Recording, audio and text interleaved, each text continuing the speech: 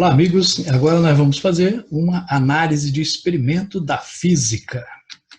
E para isso nós vamos observar alguns experimentos em vídeo, né? Será apresentado um vídeo com um experimento a você. E nessa atividade, nós vamos utilizar uma metodologia científica, tá?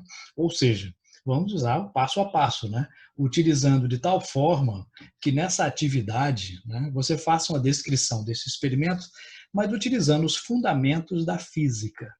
Ou seja, aquele experimento tem que ser explicado por alguma parte da física que você estudou, né? É uma aplicação.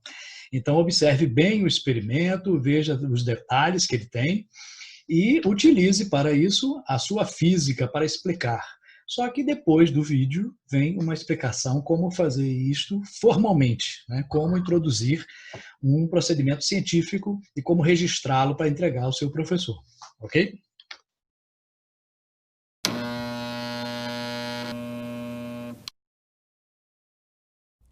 Neste experimento, usaremos um eletroscópio, uma haste metálica pontiaguda, canudinhos de refresco e papel toalha.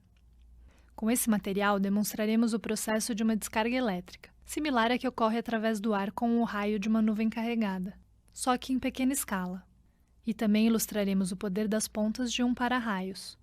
Iniciamos eletrizando um canudinho, atritando-o com papel toalha. Em seguida, aproximamos o canudinho carregado sobre a ponta metálica ligada ao eletroscópio, sem tocá-la. Logo, notamos que o eletroscópio se eletriza, ou seja, se carrega eletricamente sem que haja contato físico. Devido ao formato pontiagudo da haste metálica, a densidade de cargas induzidas é muito grande na ponta, criando um campo elétrico muito intenso entre ela e o canudinho. O campo elétrico intenso pode ionizar as moléculas que compõem o ar ao redor das hastes, o que as tornam condutoras de eletricidade. Dessa forma, pode-se eletrizar o eletroscópio através do ar por ionização. Este efeito simula o funcionamento de um para-raios, no qual o canudinho eletrizado faz o papel de uma nuvem carregada e o eletroscópio, uma casa com um para-raios.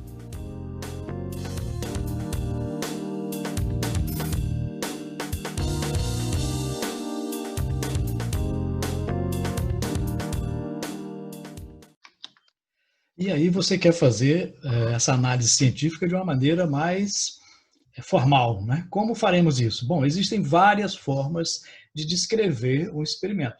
Aqui é uma delas, mas qualquer uma outra tem que conter, pelo menos, essas informações. No início, né, na primeira parte, vamos identificar, localizar a área, o título e o objetivo. Então, na primeira parte, você tem que identificar-se, né? Então, é o nome do estudante que é responsável por essa descrição, essa análise, né, do experimento científico. Depois você vai colocar aqui a parte da física que está relacionada, né? É mecânica, é eletricidade, é ótica, especificando, né? Então, por exemplo, qual é a parte da ótica? Ótica física, ótica geométrica, ondas mecânicas, ondas eletromagnéticas. Então, é importante ao observar o experimento que você identifique qual é a área específica da física que está sendo analisada. É o movimento retilíneo, o movimento curvilíneo. Né? Depois você vai colocar um título. Nesse título, nunca você começa com um verbo. Né? Sempre coloca avaliação, análise, investigação. Lembrando que em qualquer descrição, análise ou relatório, né, você sempre, nunca coloca na primeira pessoa. Né? Eu analisei, eu fiz isso. Não, nunca se coloca. No objetivo, você vai começar com o verbo. Tá? Avaliar, determinar, investigar. Né? Então, título sem verbo, objetivo com verbo. Então, nunca usar a mesma raiz da palavra nos dois. Então, determinação, determinar. Avaliação, avaliar. Não, isso fica um som ruim para descrever. Né? Isso denota pobreza de linguagem, né? Que não se deve ter em um relatório científico. Né? Na segunda parte, nós iremos fazer uma representação esquemática e os materiais utilizados. Né? Na representação, né, você vai colocar aqui, ilustrar o que foi analisado em forma de esquemas ou desenhos. Né? Não precisa ser um desenho artístico, bonito, não, mas um desenho que possa se identificar o que é. Pode ser triângulos, quadrados, círculos, não tem problema. Pode ser figura geométrica, mas que identifique com um nome ou então com uma referência.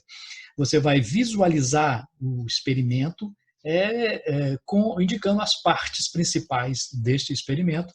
Depois vai colocar os materiais que foram utilizados, né?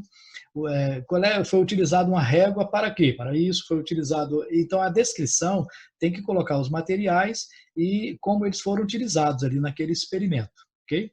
Na terceira, importante nessa parte, deve-se colocar os detalhes do experimento observado. Ou seja, né, tem que ficar sempre bem detalhado. É a parte mais detalhada de uma descrição ou de um relatório, né, de uma coisa que você está observando. E a terceira e última parte, você vai colocar quais os princípios da física que foram identificados naquele fenômeno. Nessa primeira parte aqui, você vai enumerar conceitos, leis, lei de Newton, primeira lei de Newton, segunda lei de Newton, né? Qual é o princípio da termodinâmica, qual é a teoria da física que foi comprovada, qual é o conceito físico que está relacionado àquele experimento. E na última parte você vai fazer uma discussão dos resultados, né? Você vai interpretar aquilo que foi observado baseado nos princípios que você identificou. Acontece isso por causa do princípio tal, tal e tal. Então é importante colocar essa última parte. Assim você terá feito uma análise de um experimento adequadamente. Ok?